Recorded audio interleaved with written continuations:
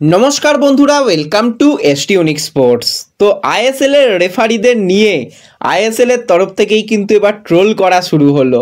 তো সেই জিনিস তো অবশ্যই শেয়ার করার সাথে সাথে বেশ কিছু কালকের ম্যাচের বিশেষ ঘটনা নিয়ে কথা বলার রয়েছে এই ভিডিওতে। খুবই ইন্টারেস্টিং ভিডিও হবে, শুরু থেকে শেষ পর্যন্ত দেখো। আর ভিডিও ভালো লাগলে একটু লাইক শেয়ার করে দিও।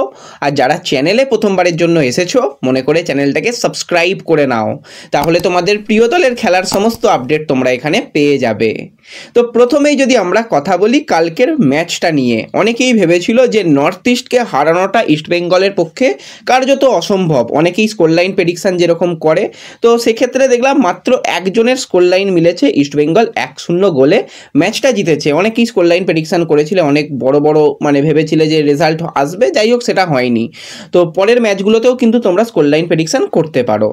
তো আমরা যদি খেলার পরিসংখ্যান নিয়ে কথা বলি, তো ইস্টবেঙ্গল কিন্তু টোটাল 13টা শট করেছে, তার মধ্যে শট অন টার্গেট 4টে ছিল এবং একমাত্র গোল ডিমিট্রিয়াস ডিয়ামান্টাকোস পেয়েছে। অপরদিকে নর্থ ইস্ট 15টা শট করলেও শট অন টার্গেট মাত্র 1টা।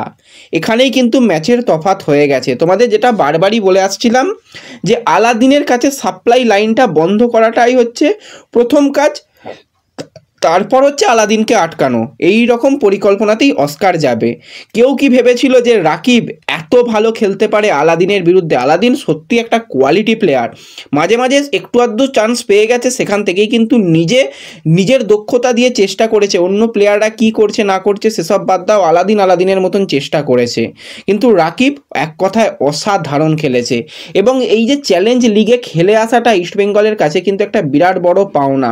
ওরকম উচ্চতায় ম্যাচ খেলেছে, অনেকটা ফিটনেসটা ফিরে এসেছে, প্লেয়ারদের মধ্যে মানসিকতার পরিবর্তন হয়েছে এবং মাঝখানে এই যে রেস্ট গেছে, সমস্ত মিলিয়ে মিশিয়ে কিন্তু দলটা এখন বেশ চাঙ্গা লাগছে। তো আলাদিনকে কালকে বারবারই কিন্তু আটকেছে এবং প্রত্যেকটা প্লেয়ার, আমরা যদি ইস্টবেঙ্গলের প্লেয়ারদের নিয়ে কথা বলি, গিল বেশ কিছু ভালো ভালো সেভ করেছে। একটা ক্ষেত্রে তো মনে পড়ছে পার্থিব গগৈ যখন শট করলো, একদম ছোট্ট একটা টাচ দিয়ে বলটাকে সেভ করে দেওয়া, এটা কিন্তু একটা দারুণ সেভ ছিল। আনোয়ার আলী তো এক কথায় অসাধারণ, ডিফেন্সের একদম last man defence Anwar Ali করে গেছে। হেক্টর কিছুটা স্লো লাগলো, তাও বেশ কিছু ক্ষেত্রে হেক্টর বেশ ভালো কিন্তু করেছে। লালচংডুঙ্গার ডবল ইয়েলো কার্ড হয়ে রেড কার্ড হলো, এই জায়গাটাতে আমার মনে হচ্ছিল যখন প্রভাতকে নামানো হলো একজন সাইড ব্যাককে যদি তুলে নিতে পারতো, কারণ রাকিব এবং লাল দুজনই একটা করে ইয়েলো কার্ড পেয়েছিল আর শেষের দিকে লালের কিছু করার ছিল না, হাত ফাত টেনে আর একটা ইয়েলো কার্ড হয়ে রেড কার্ড হয়ে গেল। এবং লাল যেভাবে খেলেছে, সত্যি লাল কিন্তু ফিরছে। লালের খেলা অনেক পরিবর্তন হয়েছে। সেন্টার ব্যাক আগে খেলতো, এখন কিন্তু সাইড ব্যাকে বেশ নিজেকে ভালো মানিয়ে নিয়েছে এবং যথেষ্ট ভালো কিন্তু ডমিনেট করেছে লাল। রাকিবের কথা আলাদা করে কিছু বলার নেই, এক কথায় অসাধারণ। এবং সৌভিক চক্রবর্তী, আমি বারবারই একটা কথাই বলে আসছিলাম যে এই দলে কিন্তু একজন লিডারের অভাব লক্ষ্য করা যাচ্ছে। যে কোনো প্লেয়ারকে লিডার হতে হবে এই দলটার, সেটা কিন্তু সৌভিক চক্রবর্তী হয়েছিল। প্রত্যেকটা জায়গায় সৌভিক চক্রবর্তী অপোনেন্ট প্লেয়ারদের মাথা গরম করিয়ে দেওয়া বলো, বল ক্লিয়ার করে দেওয়া বলো, নিজের 100 বেশি যদি কিছু দেওয়া যায় তো সেইটা কিন্তু দিয়েছে মাঠে সৌভিক চক্রবর্তী। ভীষণ কোয়ালিটি প্লেয়ার, দুর্দান্ত ফাস্ট টাচ রয়েছে, অপোনেন্ট ডিফেন্ডারদের চাপে রাখতে পারে। জিকসানের আলাদা ভূমিকা ছিল এবং জিকসানও কিন্তু সেক্ষেত্রে 100 পেয়েছে।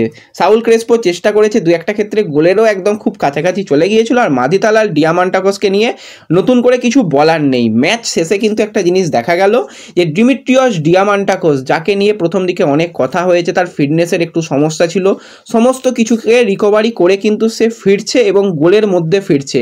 ধারাবাহিক কিন্তু লাস্ট 6টা ম্যাচে, খুব সম্ভবত 6টা ম্যাচে 6টা গোলই কিন্তু ডিমিট্রিয়াস ডিয়ামান্টাকোস করেছে। তো অ্যাভারেজ গোল করে যাচ্ছে এবং যখন সমস্ত প্লেয়ার কোচিং স্টাফ মাঠ ছেড়ে মাঠের বাইরে গিয়ে রয়েছে, তখনও কিন্তু মাঠের মধ্যে একা বসেছিল ডিয়ামান্টাকোস, যে দেখছে এই মাঠে কিন্তু আমাকে আরও বেশি গোল করতে হবে, আরও পরিশ্রম করতে হবে, সমর্থকদের জন্য ভালো কিছু করতে হবে, যেটা কিন্তু কিছুদিন আগে আমরা দেখছিলাম মাধি তালালের কাছ থেকে।